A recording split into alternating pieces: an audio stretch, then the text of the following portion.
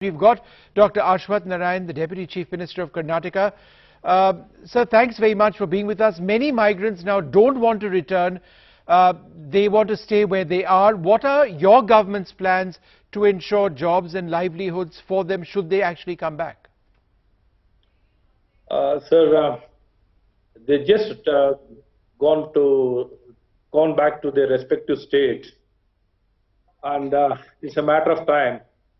Most of them are already expressing keenness to return back to their respective workplace or the place where they've been working. This is the response which we have been receiving and which we have been hearing from the various sectors and the various players. There's a very good positive response that the migrants are going to come back to their respective workplaces, sir. So there is also the concern that as migrants leave, there is the concern of spread of the coronavirus to rural areas, and on the other hand you've got this entirely important humanitarian effort at trying to get people back home. So how do you balance the two?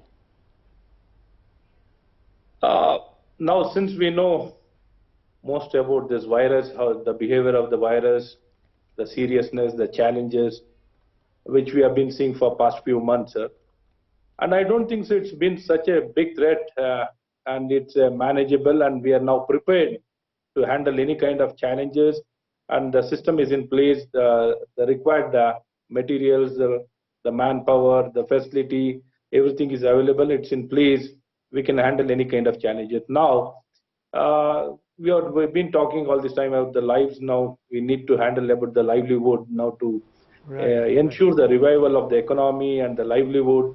For this to happen, we need to strongly support about the revival of the economy and their livelihood. In this direction, with the normalcy, we have been seeing the normalcy being restored and the activities being picking up in all the directions, in all the sectors.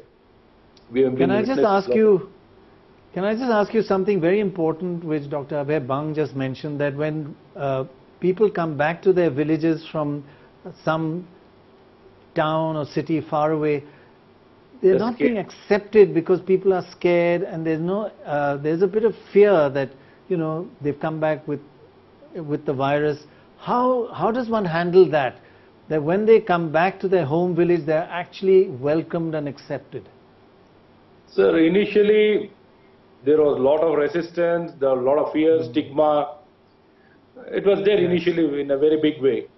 It's gradually subsidizing and people are accepting, and they've been, the way the virus is going to stay with us and it will be there, and this is the way forward.